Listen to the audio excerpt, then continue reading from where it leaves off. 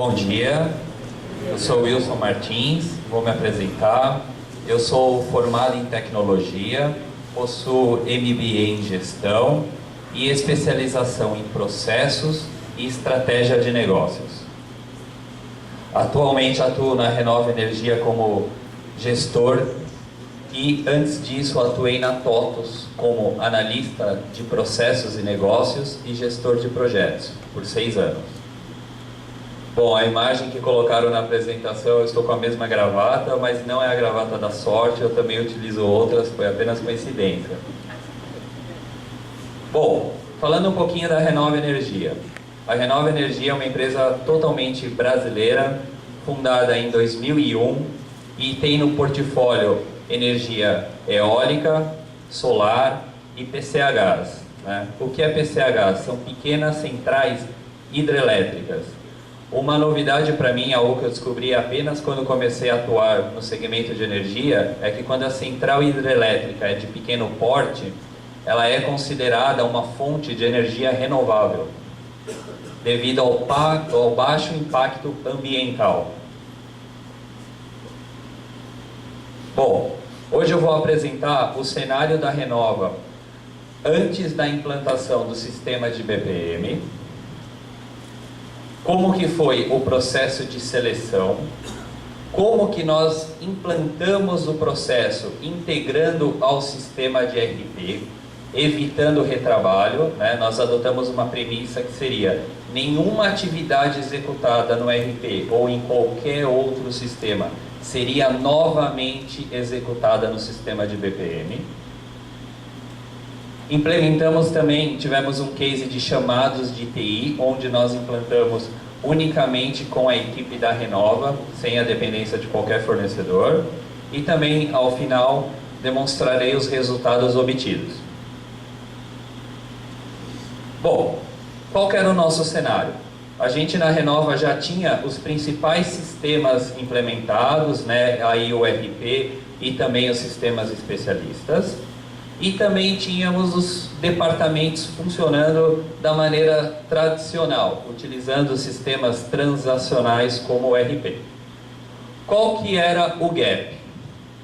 Os processos, né? A gente já tinha os processos modelados, ok? Já tinha um book de processo, que é muito comum na maioria das empresas. Qual que era a dificuldade? Tá? Fazer com que esses processos fossem na prática seguidos. Né? A gente precisava garantir isso, né? Que os processos ocorressem da maneira com que eles foram idealizados. E a melhor maneira que nós encontramos foi implantar um sistema, uma suíte de BPM, que garantisse que os processos fossem executados da maneira com que eles fossem idealizados e que fosse possível identificar gaps. Bom, uma vez que a decisão de implantar um sistema foi tomada, o próximo passo foi a seleção. Então a gente precisava garantir que o sistema escolhido atendesse com qualidade às necessidades da organização, seja ela de processo, seja ela de tempo de implementação ou de mudança, pois os processos são dinâmicos, como também o custo do sistema. Então, o que nós fizemos? Utilizamos uma metodologia de seleção de software para garantir isso. Simples a metodologia. Utilizamos 3 critérios técnicos e um financeiro. O primeiro critério técnico foi com base em requisitos técnicos e funcionais que o sistema precisava atender. O segundo critério utilizado foi uma prova de conceito. Então os fornecedores responderam: eu atendo determinado requisito, legal, vai na empresa e demonstra. E o terceiro critério, e muito importante, foi a consulta a clientes, né? Empresas que já utilizam esse software. Qual que é o feedback deles? Então a gente avaliou isso. E por fim, a gente mapeou qual seria o custo do sistema, implantando 3 processos ao longo de 5 anos. E como vocês podem ver, a gente teve uma divergência muito grande, né? Alguns sistemas atualmente no mercado, né, sem citar a marca ou o nome do fornecedor, tem um custo muito elevado de implantação e principalmente um custo muito elevado de mudança, o que muitas vezes inviabiliza a implantação ou mudança de processo e passa a se tornar um problema. Então a gente teve como premissa selecionar um sistema que fosse flexível, que em pouco tempo a área de processos e UTI conseguisse implantar processos independente de consultoria ou independente de outros fornecedores, ok? Bom, o primeiro processo implementado, eu vou ampliar a imagem, tá? É só para ter uma visão geral. Nós escolhemos um processo simples e que existe em todas as organizações, um processo de pagamento. Por que nós escolhemos esse processo? Porque ele é um dos processos mais conhecidos por todos na organização e porque ele tem grande volume. Em apenas 10 meses, nós já executamos 17 mil vezes esse processo. Então, por isso que ele foi escolhido. Bom, é um processo que permeia diversas áreas, eu vou ler aqui, tá? Uma área solicitante, que tem uma obrigação de pagamento, seja uma compra pontual ou seja um contrato. Uma raia de aprovação. Uma raia chamada na Renova de contas a pagar, que é uma área que faz a triagem da documentação, notas fiscais, boletos, etc. Uma área fiscal, que faz a análise e escrituração fiscal. E, por fim, a raia de tesouraria, que é a área que faz o pagamento. Bom, a primeira premissa adotada, eliminar retrabalho. Então, como esse processo é executado? Através de integração com o sistema ERP. Então, quando alguma área faz um pedido, uma ordem de compra ou movimenta um contrato, automaticamente esse processo, as caixinhas amarelas são automáticas. Automaticamente esse processo é iniciado no sistema de BPM. Tá? Então, todas as informações dos demais sistemas, como o ERP, elas são sincronizadas com o sistema de BPM. Ok? Bom, após o processo de medição ou de pedido, temos uma etapa de recepção de documentação, que antes dessa implementação era um caos. A documentação, notas fiscais, boletos, etc., muitas vezes era enviada por e-mail ou disponibilizada através de uma pasta na rede. Muito comum, muito familiar. E aí, muitas vezes, as áreas ficavam fazendo uma gestão do Outlook. Qual e-mail eu já li, qual informação eu já salvei, né? E quando existia algum erro operacional, deixava de escriturar a nota, deixava de pagar o fornecedor, enfim, gerava diversos problemas. Com o sistema, a área só recebe essas informações através do sistema, não recebe mais, obviamente, através do e-mail. Então, o que a gente consegue garantir com isso? Que o processo é executado exatamente da maneira com que ele foi planejado. Apesar de ser um fluxo pequeno e parecer simples, quando ele estava sendo modelado e discutido ao longo de 3 meses pela diretoria, gerência e analistas, no primeiro dia de implantação, o que aconteceu? Inconsistências, identificamos gaps. E por que isso aconteceu? Porque durante a modelagem, apesar de ser discutido no nível gerencial, com a diretoria e com os analistas, era uma discussão teórica, não era uma discussão prática, né? Isso só aconteceu quando esse processo ganhou vida. Ele passou a interagir com as pessoas e com os sistemas.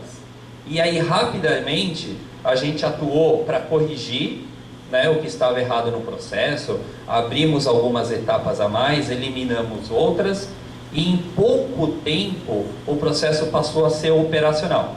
Então, uma grande vantagem é, quando o processo ganha dinamismo, ele é integrado através de sistemas, é possível identificar onde estão os gaps, pois nós começamos a gerar indicadores, não só de etapas isoladas, por exemplo, quanto tempo em média a empresa demora para fazer análise da documentação, mas também quanto tempo o processo leva do início ao fim. E aí fica simples identificar os gargalos.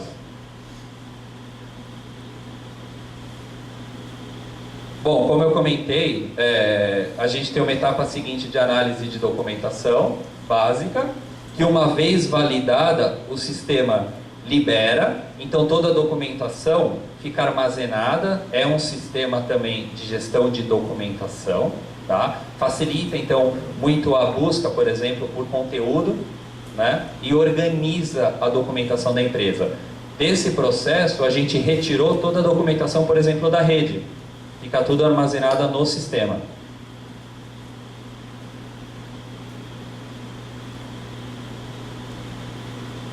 Bom, após a análise da documentação, a gente tem um processo do fiscal, que também é integrado ao RP. Uma vez classificada a nota fiscal, o processo avança. E por fim, nós temos um processo financeiro da tesouraria. O que acontecia muito na empresa antes? Era muito comum a tesouraria receber uma série de e-mails com questionamento. O título já foi pago? Quando será pago? Qual o valor dos juros? Qual o valor da multa? Isso foi eliminado. Por quê? A área que atua no processo, independente de qual etapa, ela consegue consultar todo o histórico, todas as informações, né?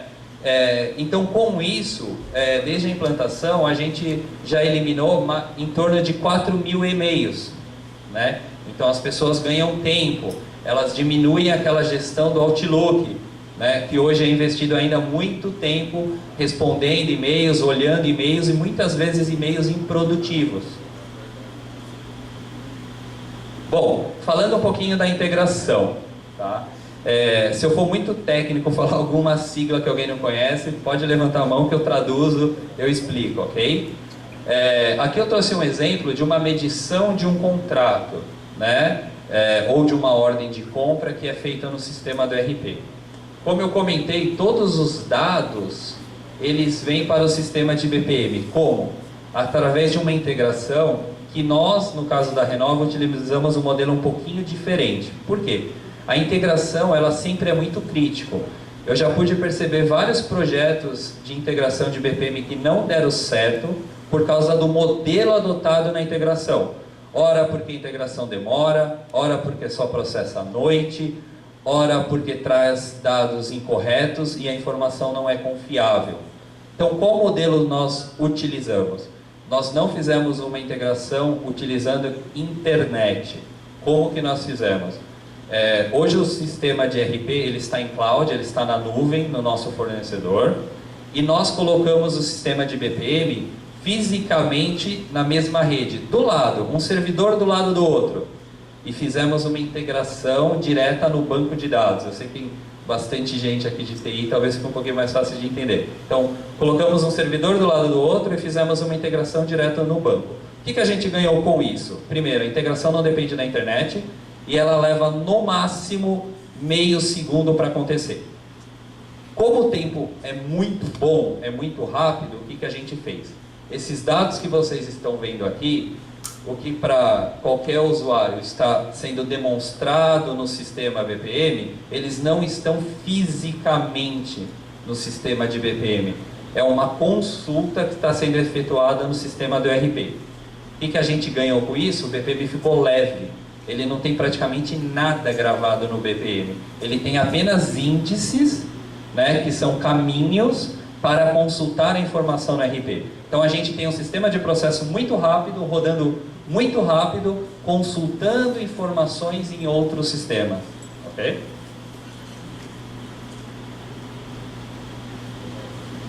Bom, o segundo processo que eu trouxe aqui para demonstrar, ele é simples, é um processo de chamado de TI. E eu trouxe hoje ele aqui porque foi muito interessante para a gente, porque a gente está implementando esse processo sozinho. Nesse caso, a gente não fez um projeto com o fornecedor, não contratou nenhuma consultoria.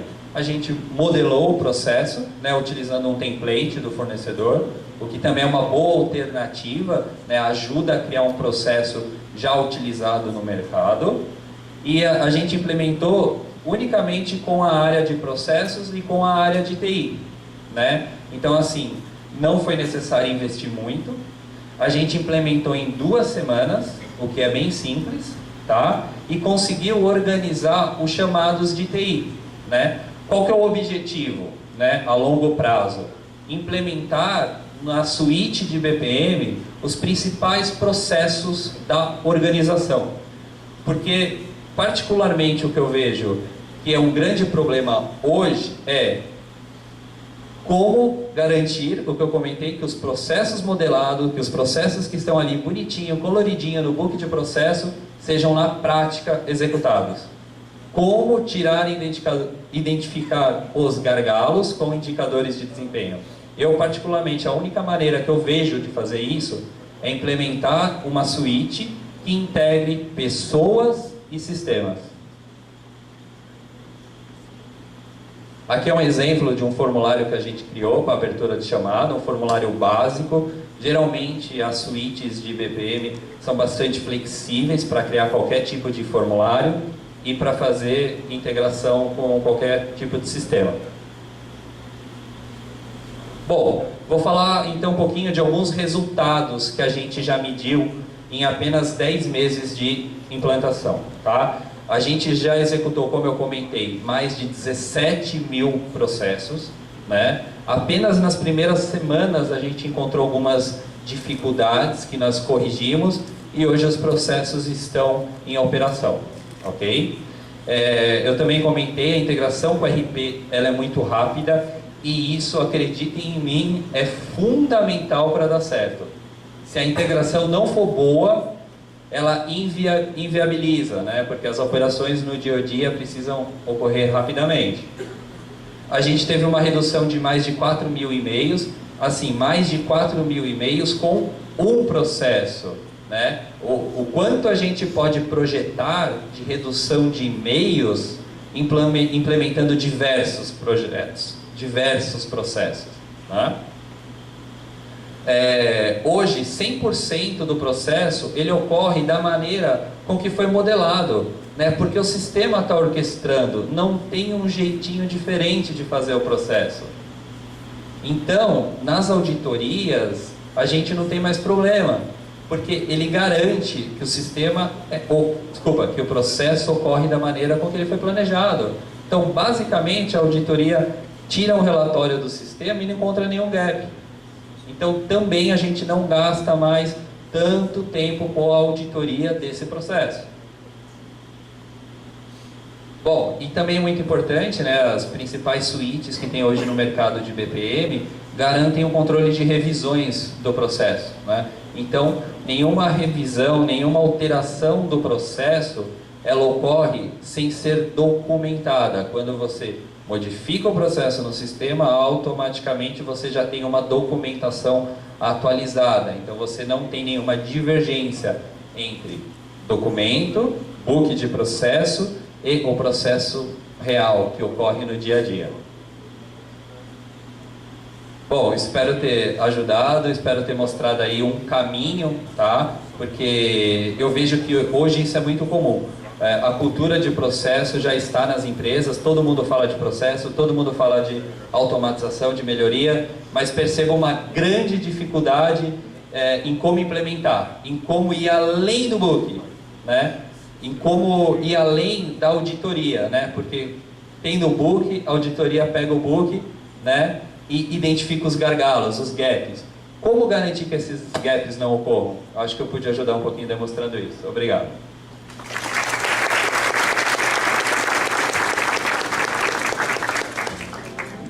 Obrigado, Wilson.